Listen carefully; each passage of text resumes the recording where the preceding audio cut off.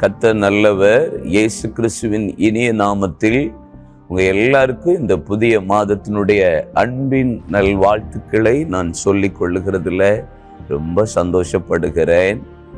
வருஷம் 2025 தொடங்கினது போல இருந்து இந்த கடைசி மாதத்தில் ஆண்டவர் நம்மளை கொண்டு வந்திருக்கிறார். ஒரு வருஷத்தை முடித்து புதிய ஆண்டுக்குள்ள நம்ம நுழைகிற காலகட்டத்தில் தேவன் நம்மை நடத்தி வந்திருக்கிறார். இந்த மாதம் முழுவதும் பண்டிகையின் மாதமாய் நம்ம அனுசரிக்கிறது வழக்கம். இயேசு கிறிஸ்துவின் பிறப்பை கொண்டாட போகிறோம். இயேசு கிறிஸ்துவின் பிறப்பை நினைவு கூர்ந்து தேவனை மகிமைப்படுத்த போகிறோம்.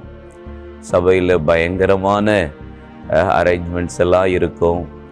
ஆனால் அதை விட நம்ம இயேசப்பாவினுடைய சுவிசேஷத்தை தேசமெங்கும் கொண்டு போகிறதுல இந்த மாதத்தை நாம் அதிகமாய் பிரயோஜனப்படுத்த அன்போடு நான் கேட்டுக்கொள்ளுகிறேன்.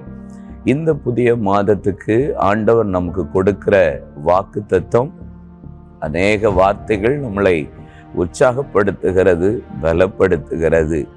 இந்த டிசம்பர் மாதத்தில் எசேக்கியேல் தீர்க்கதரிசன புஸ்தகம் 36ஆம் அதிகாரம் அதனுடைய 11ஆம் வசனத்தினுடைய மைய பகுதியில் ஒரு வார்த்தையை நான் உங்களுக்காக வாசிக்கிறேன். பூர்வ நாட்களில் நீங்கள் இருந்த நிலைமையில் நான் உங்களை ஸ்தாபித்து. அந்த முழு வேத வசனத்தில் நீங்க வாசிச்சீங்கன்னா ஆண்டவர் இஸ்ரவேல் ஜனங்களுக்கு கொடுக்கிற தீர்க்க தரிசனமான வார்த்தை அங்கே சொல்லப்பட்டிருக்கிறது. அவர் உங்கள் மேல் மனுஷரையும் மிருக ஜீவன்களையும் பெருகி பழுகும்படி வர்த்திக்க பண்ணுவேன். உங்களையோ நான் பூர்வ நாட்களில உங்களை எப்படி இருந்தீங்களோ அதே உங்களை ஸ்தாபிப்பேன். உங்களை முந்தின சீரை பார்க்கிலும் உங்களுக்கு நற்சீர் உண்டாக்க செய்வேன். அதனாலே நான் கர்த்தர் என்று அறிந்து கொள்வீர்கள். பூர்வ நாட்களில் நீங்கள் இருந்த நிலைமையில் நான் உங்களை ஸ்தாபிப்பேன். அப்படின்னா என்ன அர்த்தம்? அப்ப இப்போ நீங்க என்ன நிலைமையில இல்லை? முந்தின ஆசீர்வாதம் இல்லை, முந்தின காலத்தில் இருந்த நன்மைகள் இல்லை, வாக்குத்தத்தத்தை சுதந்திரிக்க வந்தீங்க, இப்போ சிறைப்பட்டு போயிருக்கிற காலமாக இருக்கிறது. அப்போ முந்தின காலத்தில் இருந்த நன்மைகள் இல்லாதபடிக்கு நான் முந்திலாம் எப்படி இருந்தேன் தெரியுமா, எப்படி வாழ்ந்தேன் தெரியுமா, எப்படி இருந்தேன் தெரியுமான்னு சொல்லுவாங்க, பார்த்துருக்கீங்களா? ஆமாம், நான் இப்படி ஜெபிப்பேன், இப்படி ஊழியம் செய்வேன். பல காலத்தில் நம்ம சில விஷயத்தை நம்ம இழந்திருப்போம். ஏசியா தீர்க்கதரிசி சொல்லுகிறார், முந்தினவைகளை நீ நினைக்க வேண்டாம், பூர்வமானவைகளை நீ சிந்திக்க வேண்டாம், இதோ நான் புதிய காரியத்தை செய்கிறேன் என்று சொன்னது போல ஆண்டவர் நீங்க முந்தி இருந்த நிலைமையை மீண்டும் கர்த்தர் ஸ்தாபிக்க போகிறார். நீங்க வேதத்தை வாசித்து பார்த்தீங்கன்னா சகரியா தீர்க்க தரிசன புஸ்தகத்துல விழுந்து போன தாவீதின் கூடாரத்தை எப்படி கர்த்தர் மீண்டும் கட்டி அதை எடுப்பித்து அதை ஸ்தானத்தில் தேவன் நிறுத்தி அதன் திறப்புகளை அடைத்து அதை உயர்த்தி வைத்தது போல இந்த புதிய மாதத்தில் ஆண்டவர் சொல்லுகிறார், நீங்க முந்தி இருந்த காலத்தை விட இந்த காலத்தில் உங்களுக்கு நற்சீர் உண்டாக்க செய்யும்படி உங்களை தேவன் ஸ்தாபிக்க போகிறார். பழைய காலம், பழைய நாட்கள் எதெல்லாம் இழந்திருப்பீங்கல்ல, அதெல்லாவற்றையும் கர்த்தர் இந்த மாதம் புதுப்பித்து உங்களை தேவன் மீண்டும் அதே நிலைமையில தேவன் நிறுத்த போகிறார். ஆதியாகமத்தின் புஸ்தகம் 40ஆம் அதிகாரத்துல யோசேப்பை கர்த்தர் உயர்த்துறத நீங்க பார்க்கிறோம். ஆனா அங்க வேதம் சொல்லுகிறது, பானபாத்திரக்காரனும் சுயாம்பாகியின் தலைவனையும் சிறைச்சாலையில் அடைக்கப்பட்டிருக்கிறார்கள். அப்பொழுது யோசேப்பு அவனை பார்க்கிறான். காலையிலே கலக்கமடைந்து திகிலடைந்து வந்திருக்கிறாங்க. என்னன்னு கேட்டபோது தரிசனத்தை பார்க்குறாங்க. அப்போ யோசேப்பு, உங்க தரிசனத்தை சொல்லுங்க, நான் உங்களுக்கு விளக்கி காட்டுகிறேன்னு சொன்னபோது அவர்கள் தரிசனத்தை விளக்குகிறார்கள். பானபாத்திரக்காரன் சுயாம்பாகியின் தலைவன் சொல்லுகிற காரியத்தை யோசேப்பு கேட்டுட்டு சொல்றாரு. பானபாத்திரக்காரன்ட்ட சொன்ன ஒரு வார்த்தையை பார்க்குறீங்களா? வேதம் சொல்லுகிறது, 3 நாளைக்குள்ள மீண்டும் அதே ஸ்தானத்துல ராஜா உன்னை உயர்த்தி எழுப்புவார். 3 நாளைக்குள்ள மீண்டும் நீ இழந்த இடத்துக்கு போயிடுவேன்.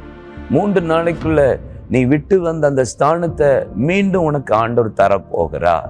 நீ வெக்கப்பட்டுட்டு வந்த, அவமானப்பட்டு வந்த, குற்றம் சாட்டப்பட்டு வந்த, சிறையிருப்புக்குள்ள வந்துட்ட, உன்னை எத்தனை பேர் கை நீட்டி பேசியிருப்பாங்கல்ல.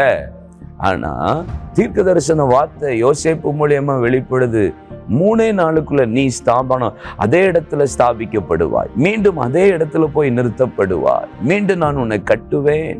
பூர்வ நாட்களில நீ எப்படி இருந்த அதே போல, முந்தின காலத்துல நீ எப்படி இருந்த அதே இடத்துல நான் உன்னை இருந்த நிலைமையில் உங்களை ஸ்தாபித்து, என்ன நிலைமையை விட்டுட்டு நீங்க இறங்கி வந்திருக்கீங்களோ அதே நிலைமையில கர்த்தர் மீண்டும் உங்களை கொண்டு நிறுத்துவார். ரூத்தும் நகோமியும் எல்லாவற்றையும் இழந்து வந்தார்கள். ஆனா பெத்லஹேமுக்கு வந்தது போல அவங்க என்ன நிலைமையில இருப்பேன்னு சொல்லிட்டு போனாங்களோ மோவாப்புக்கு, இழந்துட்டாங்க.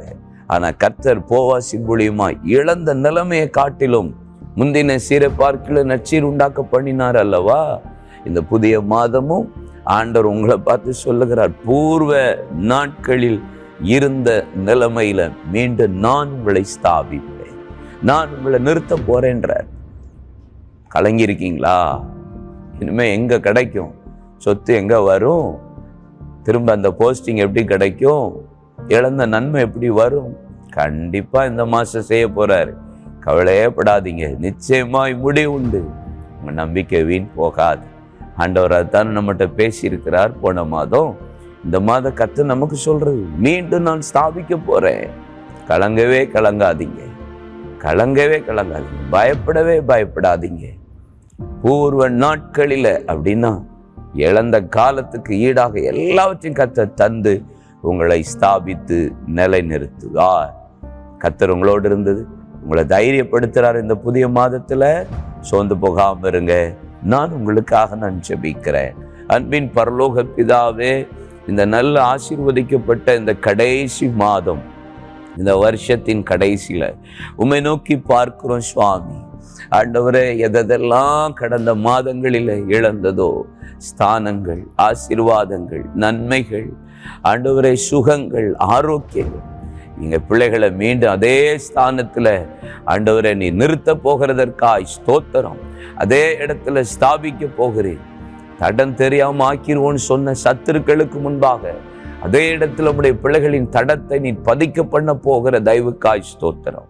உடைய பிள்ளைகள் என்னென்ன குழப்பத்தோடு, கண்ணீரோடு, வேதனையோடு இருந்தால் தேவன் இந்த மாதம் உடைய பிள்ளைகளுக்கு முந்தின சீரை பார்க்கல நற்சீர் உண்டாக்க செய்வீராக. தேவனே, உடைய பிள்ளைகளை மீண்டும் எடுப்பித்து அதே நிலையில ஆசீர்வாதமாய் உயர்த்த போகிறதற்காக உமக்கு ஸ்தோத்திரம். இழந்தது எல்லாவற்றும் உடைய பிள்ளைகளுக்கு திருப்தியாய் திரும்ப கொடுத்து உடைய பிள்ளைகளின் கொம்பை உயர்த்துவீராக. ஆசீர்வதிக்கிறேன்.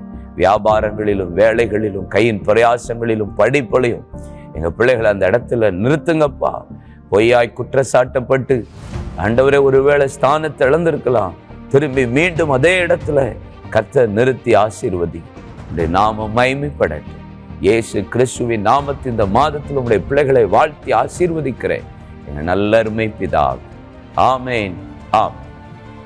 God bless you. கர்த்தர் உங்களை ஆசீர்வதிப்பாராக. பயப்படாதீங்க, இழந்ததை மீண்டும் அதே இடத்துல உங்களை ஸ்தாபிப்பார். God bless you. ஆமேன்.